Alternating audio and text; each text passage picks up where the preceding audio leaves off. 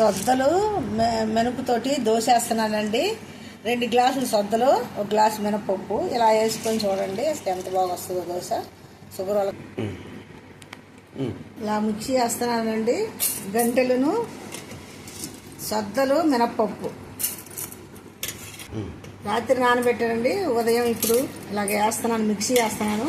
చాలా బాగా వస్తుందండి. మిక్సీ వేసారండి, చూడండి ఎంత బాగా వచ్చిందో పిండి. రాత్రి నానబెట్టేసి ఇప్పుడు మిక్సీ వేసుకుంటే ఇలా వచ్చింది. దీని దోశ పొలవ పెట్టుకుంటే పెద్దగా ఇష్టపడిన వాళ్ళు ఉంటారండి. మేము మాత్రం పొలవ పెట్టుకోకుండా ఇలా వేసుకుంటాము. చాలా బాగుంటుంది దోశ. సో సొద్దల పిండితోటి రెడీ చేసుకున్నానండి. పిండి గంటలు సొద్దలు చేశాను. పిండి రెడీ అయిపోయింది. చాలా బాగా వచ్చిందండి. సూపర్గా వచ్చింది. దోశలు వేస్తాను ఇప్పుడు.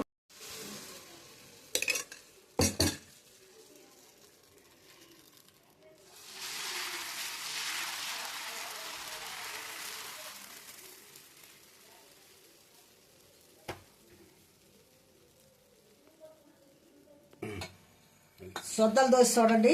సొద్దలు మినపప్పుతో దోశ వేస్తాను. ఎంత బాగా వచ్చిందో చూడండి. సూపర్గా వచ్చింది. ఇలా వేసుకోండి అమ్మా.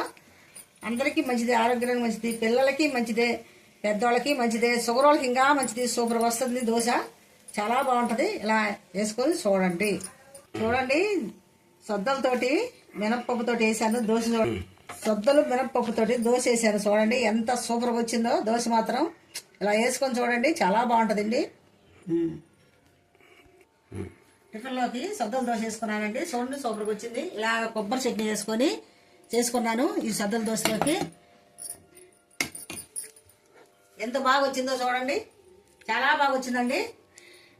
రోడ్లు వేసుకుంటే అబ్బా కరిగిపోతుంది. షుగర్ వాళ్ళకి మంచిది, పిల్లలకి మంచిది, పెద్దవాళ్ళకి మంచిది, అందరికీ మంచిదండి ఈ సొద్దల దోశ. లైక్ చేయండి, షేర్ చేయండి, సబ్స్క్రైబ్ చేయండి నా ఛానల్.